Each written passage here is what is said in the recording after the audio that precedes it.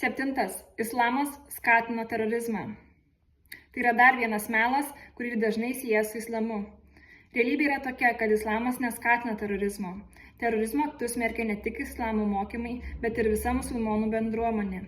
Musulmonų lyderiai ir organizacijos paskelbė pareiškimus, kuriuose smerkia terorizmą ir smurtą, pabrėždami, kad tokie veiksmai prieštarauja islamo mokymams. Vienas iš tokių pavyzdžių, kaip musulmonai pasmerkia terorizmo aktus, yra imamo žinutė, kurią patvirtino daugiau nei 200 islamo mokslo žmonių iš viso pasaulio. Imamo žinutėje buvo pabrėžtas taikus islamo pobūdis ir pasmerkti religijos vardu vykdomi teroro aktai. Joje taip pat buvo patvirtinta, kad tik teisėtos islamo valdžios institucijos turi teisę skelbti džihadą ir dalyvauti ginkluotame konflikte. Kitas pavyzdys, kaip musulmonai pasmerkė teroro aktus, yra susirūpinusios islamo mokslo žinių deklaracija, kurią patvirtino daugiau nei 500 islamo mokslininkų iš viso pasaulio. Deklaracijoje buvo patvirtinta, kad terorizmui ir smurtui islame nėra vietos ir paraginti musulmonai dirbti siekiant taikos ir harmonijos pasaulyje. Musulmonai taip pat ėmėsi praktinių žingsnių kovodami su terorizmu ir ekstremizmu. Daugelis musulmoniškų šalių įgyvendino priemonės kovai su ekstremistinėmis ideologijomis ir teroristinių išpuolių prevencijai.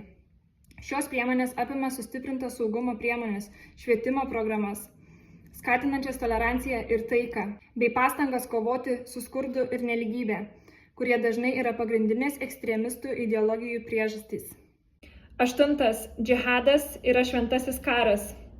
Džihadas yra terminas, kuris dažnai yra klaidingai suprantamas kaip šventasis karas, tačiau iš tikrųjų džihadas reiškia pastangas ar kovą Allaho kelyje. Tai gali būti asmeninės dvasinės kovos, labdaros veiksmai ar net gynyba nuo priespaudos.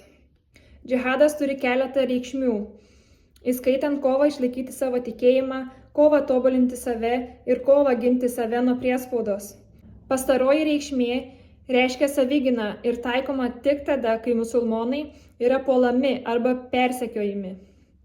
Korane aiškiai teigiama, kad musulmonai turėtų kovoti tik savigynai ir niekada nepradėti agresijos prieš kitus. 9. Islamas yra nauja religija.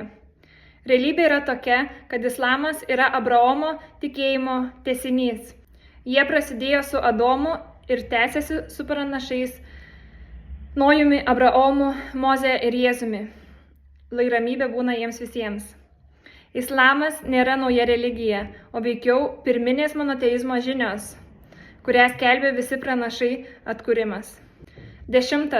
Musulmonai nekenčia nemusulmonų. Tai sukuria tie, kurie nori sukelti nesantaiką ir neapykantą tarp bendruomenių.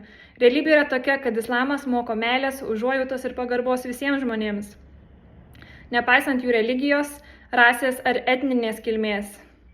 Korane konkrečiai teigiama, kad visi žmonės yra sukurti lygus ir nėra jokio pranašumo dėl rasės ar tautybės. Svarbu prisiminti, kad visi šie įsitikinimai ir melas nėra pagrįsti religijos realybė. Islamas yra taiki, skatinanti užuojautos, gerumo ir pagarbos visiems žmonėms. Mums svarbu šviesti save ir šviesti kitus apie tikrąjį islamo mokymą ir dirbti siekiant sukurti supratimą ir priėmimo tiltus tarp skirtingų bendruomenių. Assalamu alaikum.